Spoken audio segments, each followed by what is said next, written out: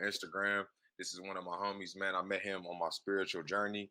The brother is very intelligent. You know what I'm saying? He knows what he's talking about. He's got a different perspective. Um, he's more in tune with the African side. He real in touch with his African spiritual roots and his ancestry. So I thought it would be a good idea to bring him on here so that he can give his perspective as well on this movie. But yeah, we pretty much gonna be doing a Black Panther review and just kind of giving our opinions and how we feel about the movie and just pointing out certain stuff that we feel is relevant to the people. But I'm gonna let him go in on the movie and talk what he want to talk, and then after that, I'm gonna go ahead and say what I gotta say. But yeah, go ahead, bro. You can introduce yourself. I bet. So much love for the introduction. I mean, like you pretty much done it all, man. So basically I'm from Senegal, West Africa. I was born in the States and I was, like while growing up, it was like a back and forth thing. So it's like I was, like I grew up being accustomed to like both cultures and, like cultures and customs and whatnot. So, that definitely helped me to develop a broader worldview. So, and that's what we're here to, you know, to actually express while discussing this movie. So, absolutely. For sure, for sure. But yeah, go ahead, bro. You started off. Man, listen. All right. So, first off, all right. So go ahead and play the movie, bro, because it's like there's a part in the like at the very beginning, like while the father is narrating. Okay. It's like I don't remember what he said verbatim, and you don't necessarily have to play it, like for the sake of time. But what did he say about vibranium as soon as it hit Wakanda? Superhuman strength, speed, and instinct. Okay, hold on. He said, hold on, I'm about to say it out loud. Mm-hmm. All right, he said, The vision from the Panther goddess bust, who led him to the heart-shaped herb, a plant that granted him superhuman strength, speed, and instincts.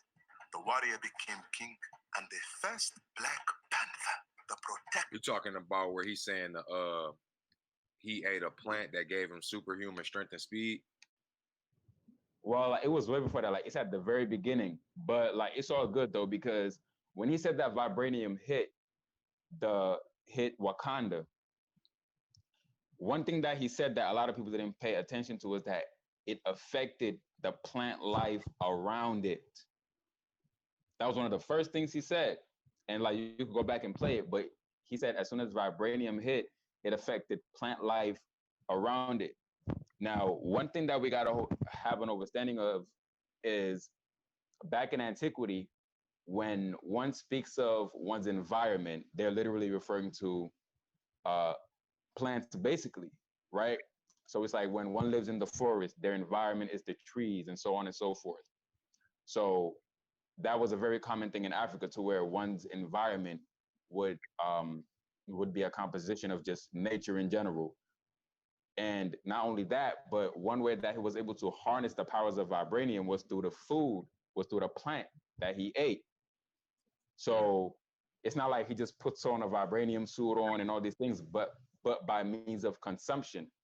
And due to us being physical beings and due to us inhabiting this human vessel, if we are to harness the powers of nature, or if we are to harness the powers of the sun, right, and the great wonders that Mama Nature has to offer, we must consume from it.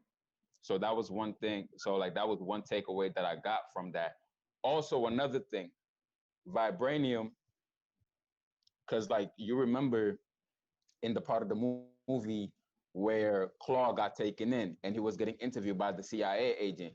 One thing that he said was, um,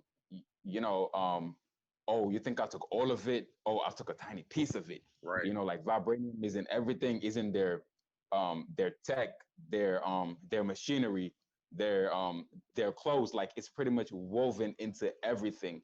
Now, when one brings up clothes, customs, I mean, like even their animals, it's like they had like Yeah. like like some sort of armor on, and I'm pretty sure that it's made of vibranium. So one thing that so my take from that is, and mind you, when vibranium hit, it first affected what? The plant life around it, the environment. Now, when one reads How Europe Underdeveloped Africa, in the introduction, he expresses that for man to develop, he must master his own environment. So whatever your environment has to offer, you have to make the best of it. So since vibranium hit and affected plant life, the Wakandans were able to make the best of their environment by harnessing the powers of vibranium, therefore having them advance more than any other country in the world. Because, for instance, like even when you take it to Timbuktu, all right, so like let's take it there, for instance, right? And I always say this, and it's like when I say this, it flies over people's heads. But to me, culture, because the Wakandans developed a culture off of harnessing the powers of vibranium. So to me, when I say culture, I say, what is it that you're cultivating out your people? Like, what is it that you're cultivating out your soul? Because when one looks at the etymological roots of the word culture, like you have cult in it. Like you also have agriculture. You also have cultivate, right? It's like when you hear a farmer say, okay, we're cultivating so and so. What is it that they're about to bring up about from the soil, right? So to me, when I think of culture, I'm thinking of, and like this is how I define it, but like I would define it as the spiritual, no, not that, the physical manifestation, right? Like the physical representation of the spiritual connection between man and his own environment. And this is why when you go throughout many different cultures throughout Africa today, no two cultures are identical, and we got thousands of cultures across Africa. Right. But right, so the way that so every people exploits their environment differently, right? And so that just goes to show, because like you go through some cultures and you see that they were very skilled when it came to metallurgy. You go to some cultures and you see that they were very skilled blacksmiths. Like you go to certain cultures and then you see that they were very sophisticated when it came to the art of utilizing mud, right?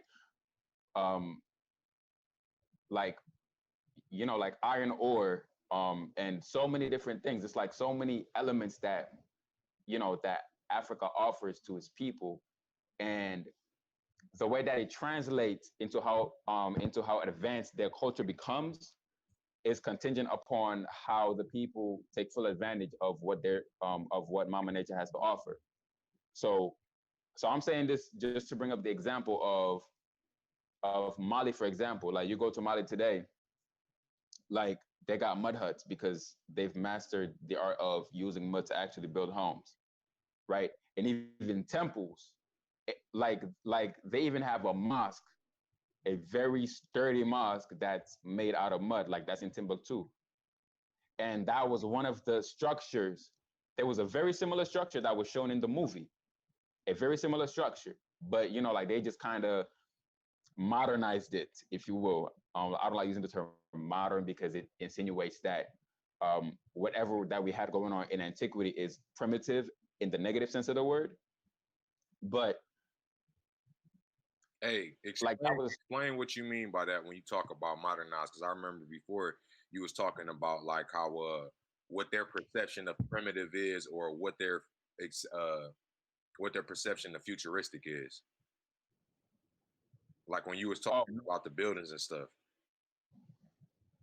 Oh yeah. All right. So today we live in a world where we got so much technology, and the technology that we have is not is I mean, it's not biologically friendly. Um, one can even call uh, the uh, the the reality that that the tech space has created today. One can even call that um, biofrequency warfare, because we see it with the phones, with the cars, and um, the laptops, or just any tech gadget, really. So that's that's their idea of development. Now, how can development be at the cost of the well-being of your own human population? Like, you get what I'm saying? Because right Like now we're being dumbed down. Hmm. like how the buildings and shit are like, you know what I'm saying? Like this is what Africa would have been had it not been colonized. You know what I'm saying? But that's what Africa Hmm. already was. And it was like damn near they put like a glaze of today of what we see in society to be considered modernized. They try to like slap that on Africa like this is what modern, this is where Africa would have been. Like this is where Africa already was. And even y'all representation of what y'all thought it would We have been. we've surpassed it. We've Exactly. surpassed it. But go on, go Exactly. on.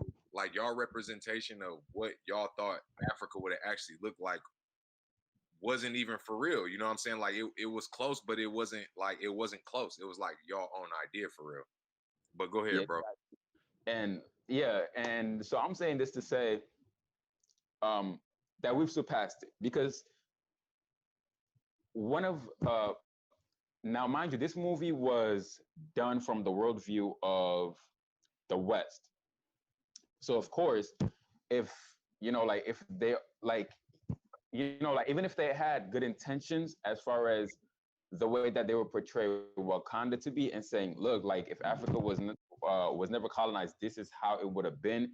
It will still be a little flawed because we don't share the same reality.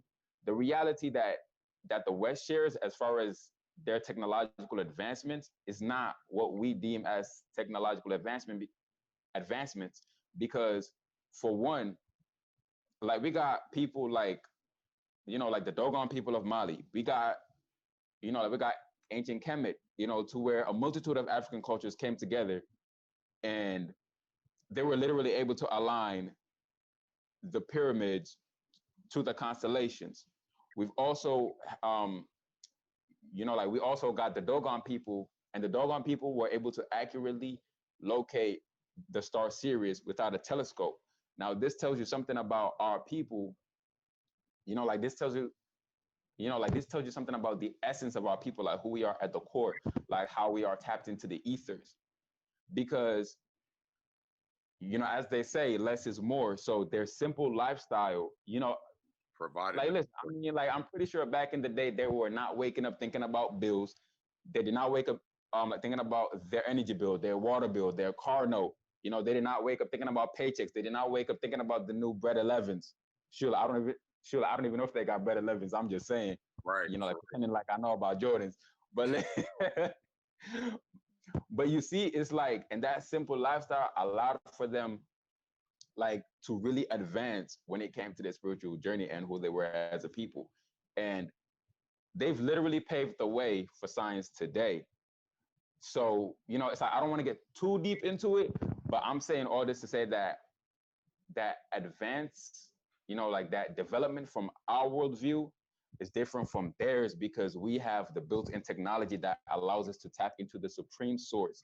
The West does not have that. And that's why when you take a look at science, and just the other day, I was speaking to a sister about this, and we were talking about Western science versus science in antiquity.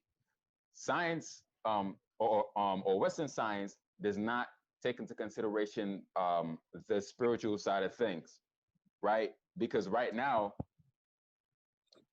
science as we know it can be a complete separate subject from spirituality, a completely separate subject. Definitely. But science and antiquity merged the two. And the reason, and there's a book called Ancient Future. Great book.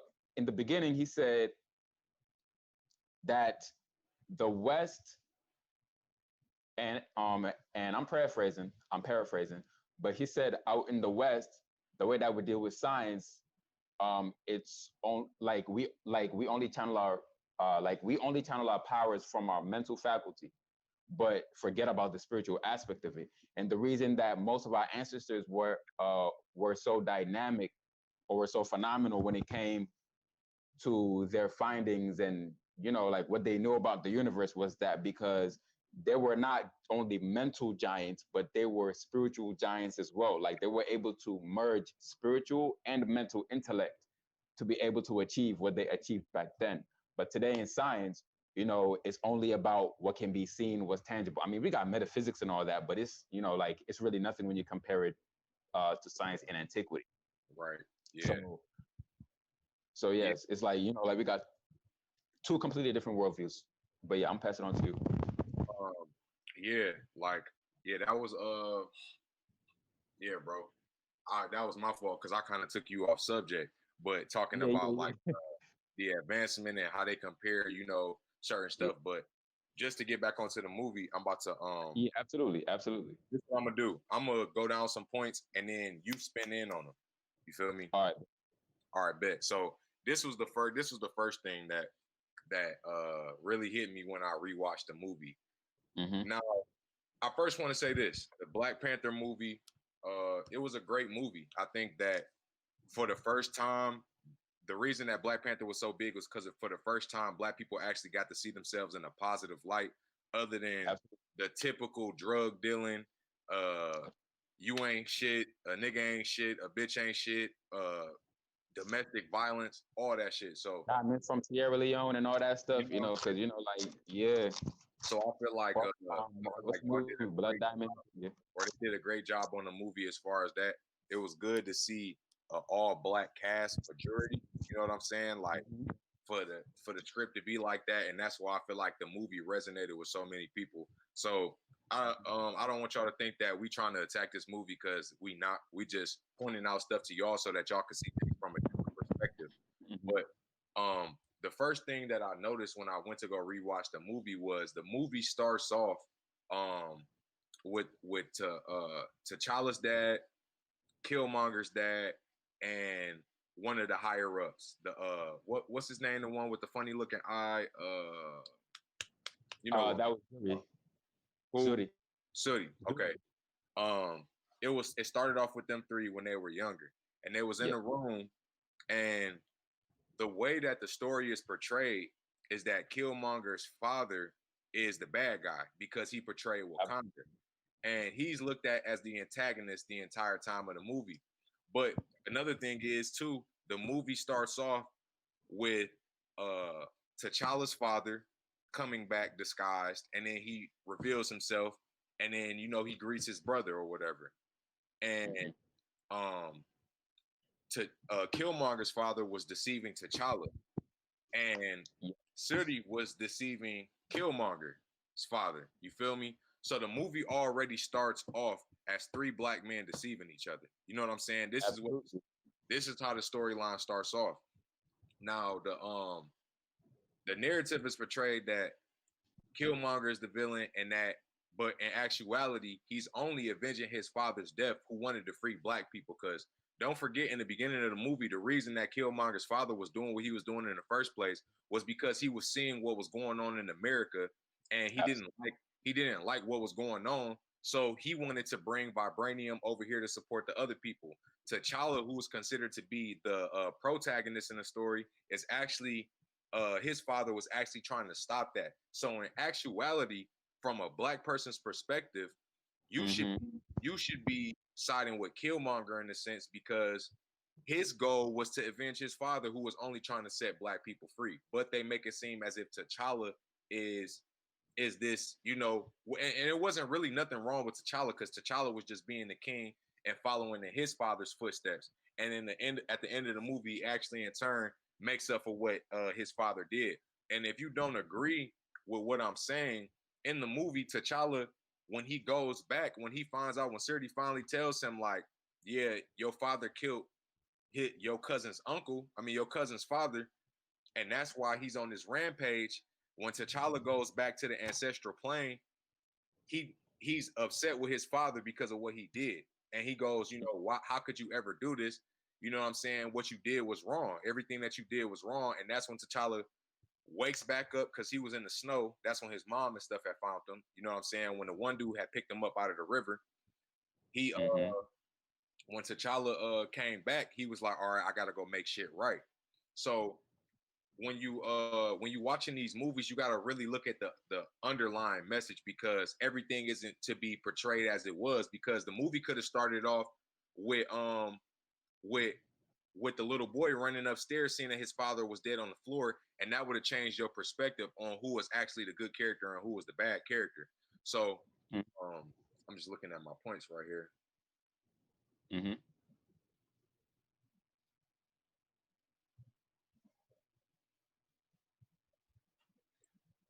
Yeah, another thing was too, um like, okay, as far as for the spiritual aspects of things, like when you watch the movie, when T'Challa gets ready to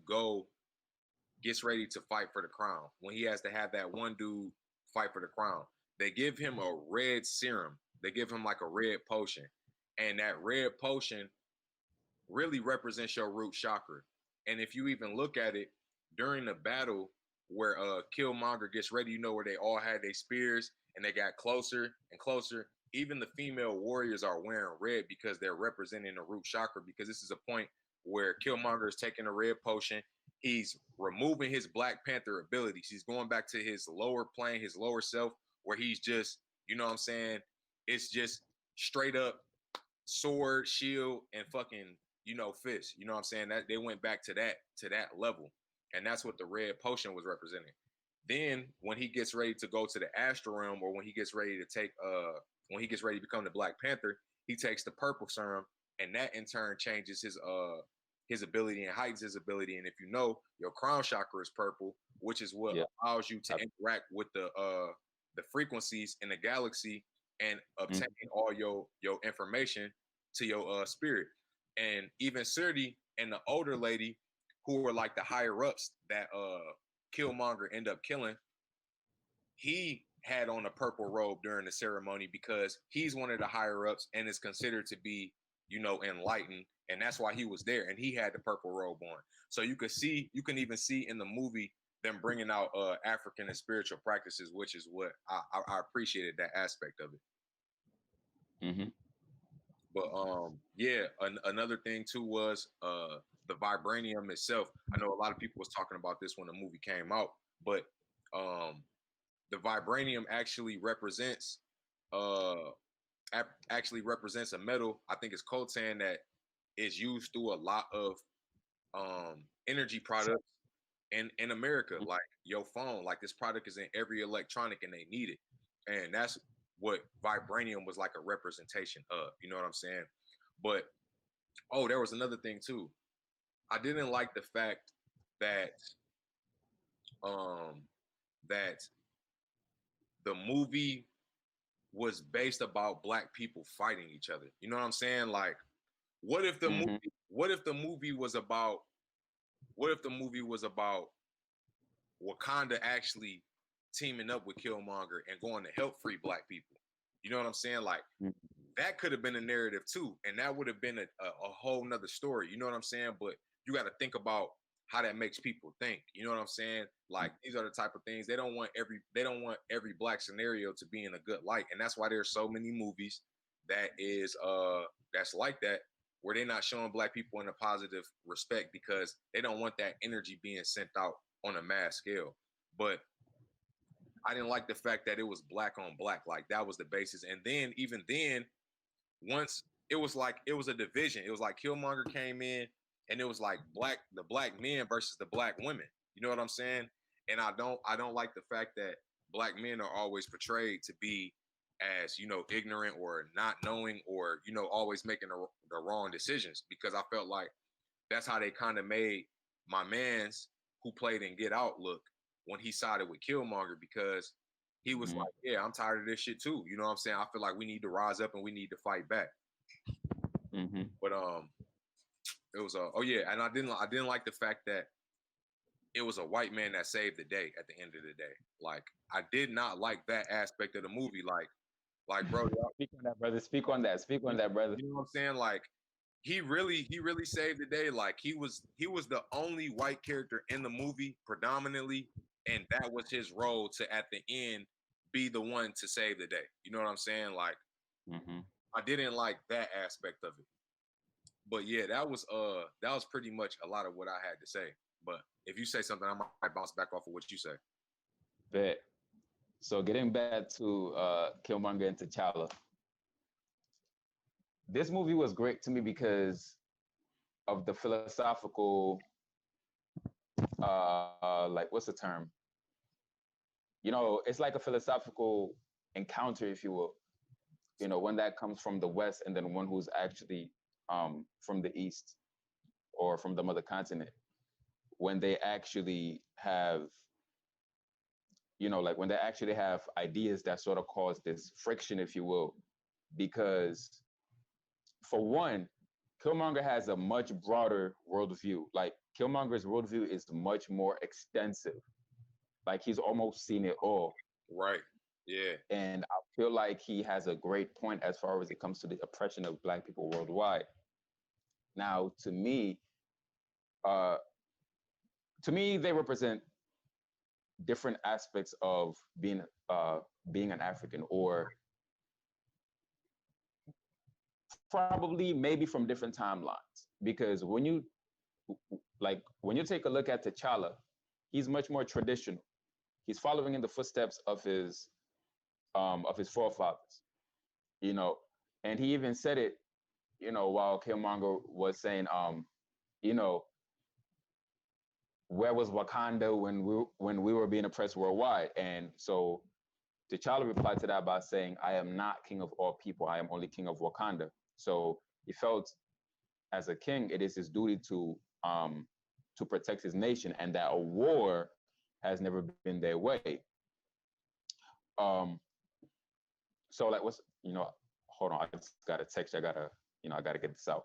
But so to me it's like I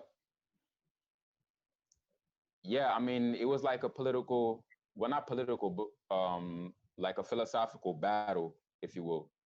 Like of different um perspectives, like as far as Yeah, different perspectives.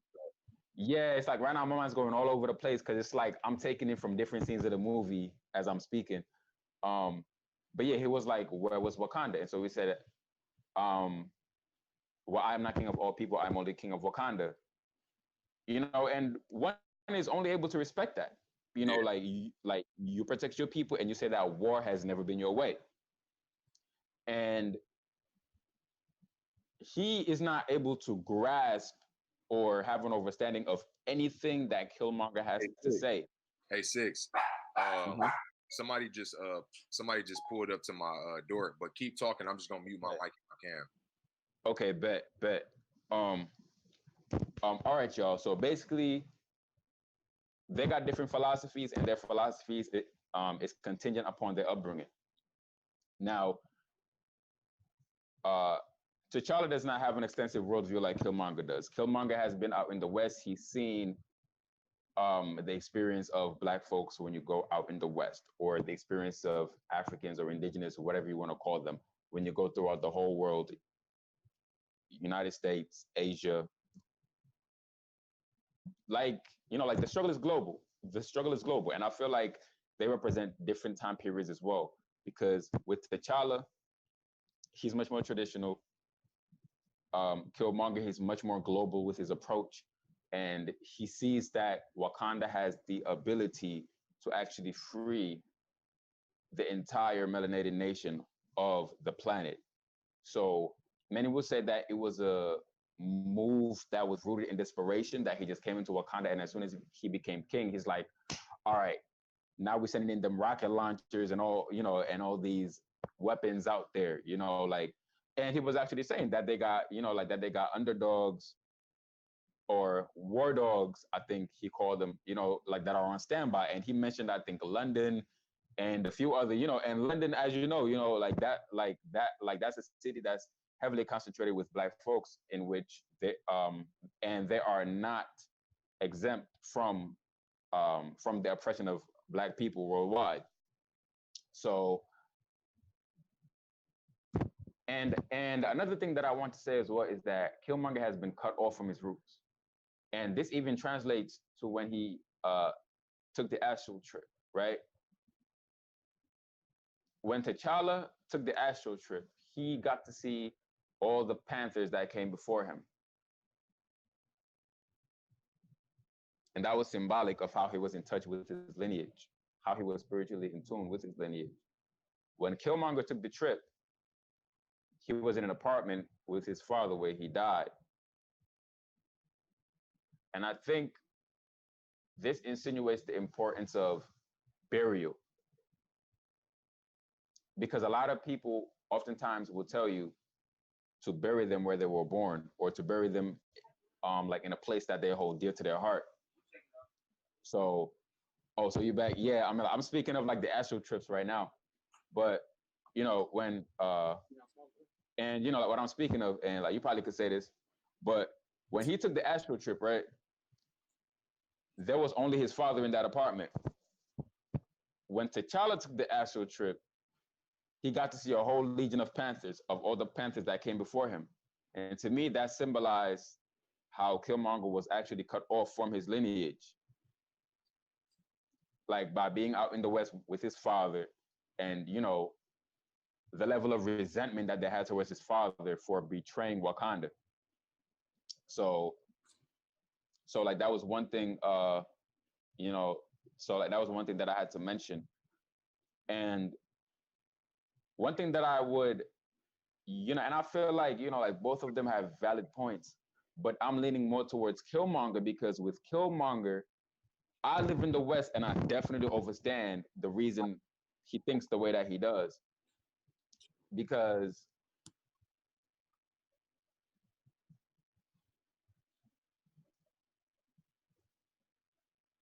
his his only mindset throughout the entire movie was to free Black people worldwide. That was his only objective. Yeah. And T'Challa couldn't even fathom it. Like T'Challa couldn't even fathom that. But one thing that I would say about Killmonger though is that because he's been cut off from his roots, and you know, like he's been cut off spiritually from Wakanda, like I feel like to a degree, he has no sentimental attachment to Wakanda per se, but to his people globally. While T'Challa is more focused on his nation, like he's solely focused on Wakanda. So throughout the movie, like you could tell that Killmonger, like his emotions is out the window. Like his sentiments for Wakanda is out the window. Their traditions, he's like, you know, he's like, man, like forget about y'all traditions, huh? I said because he felt like he ain't never had it. You know what I'm saying? Exactly. So it's like, you know what? Like forget about all this, you know, like forget about, like burn all the heart-shaped herbs, burn all of it. And the lady was like, no, but it's tradition. And he just, like, you know, so you know, it's like he no longer had any attachment, like as far as like culture and customs and even spiritually. So like he just didn't care at all. And when you take a look at his record, like what he's been through, and like the people that he's, you know, like the people that he done killed, you know, like the fact that he was a part of like some organization, like I had that written down somewhere, but you know, like these are basically people that overthrow governments and whatnot. Yeah. So you know, like at that point, he's, you know, like he got tunnel vision. Like at that point, like it's all tunnel vision. You know, it's like, man, like all that spiritual stuff and all that culture stuff, like that's all out the window. We're about to go, and then we free our people. After that, then we can sit down and talk about that. Right. You Yeah. know? So I feel like that was the approach.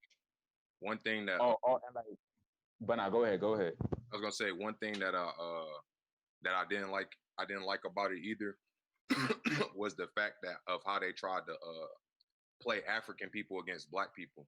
You know what I'm saying? Like, I feel like that was a better reason for us to make this video. You know what I'm saying? Just to show, like, you know what I'm saying? It's not that, because it's not. And I feel like even in the US and Africa, it is kind of like that as far as from the outer perspective of how people view things and stuff. You know what I'm saying? Like people feel like, because there is a disconnect from people in our homeland and people that's over here. You know what I'm saying? Absolutely. I felt like that should have been a better blend. But I'm definitely thinking, bro, we either need to do a second part on this for sure. Oh yeah, absolutely. Um, so like you're running short on time, or like Yeah. okay. Well, I guess then I could just make one last point before we head on. Where was I? Like also with this T'Challa and Killmonger thing, because it's like it translates through so many different parts of the movie, and it's like my brain is like having trouble right now, like, and I'm shooting mad neurons, like it's crazy. But man, I literally thought of so like basically, yeah, and like what I said earlier, like they represent different timelines.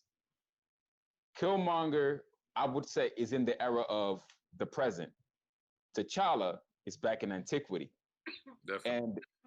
And if you take it back to antiquity, T'Challa would most likely be right, because that's never been the way of Wakandans to go out and wage war on people. Because like a part of that, like it's also honor, like to have neighboring kingdoms and allow them to exist, or you know, because like not saying that wars never happen between kingdoms in Africa, and like oftentimes that would happen when push does come to shove. Um, but really, like a large majority of African kingdoms, like when they wage war, it's when push comes to shove. But normally, the way that the kingdom is set up initially is to bring people together, like people of different ethnicities and people of different cultures. Now, remember what I said about culture earlier. It's like a culture denotes the spirit of a people. Like, okay, so when one says culture, okay, like what can you bring to the table as far as your culture? What is your people skilled at? What are they skilled at doing? So they bring it over to the table. Another culture comes in, and then like a few multiple cultures come in to like to make the recipe for a great civilization, right?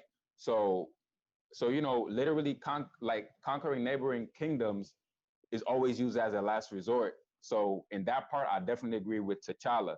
But then Killmonger, and in this day and age that we're living in today, man, I gotta say that I agree with him. For real. Like definitely, because like his head is in the right place as far as What's his actually people. going on?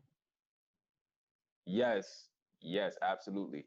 And so, but yeah, man. I mean, like if we gotta end this, we can go ahead and do that. Because like I don't want to hold you too long, but we're definitely gonna do a part 2, probably like all the way to even part 5, because it's like I ain't even talk about a tenth of what I got Hell down. yeah.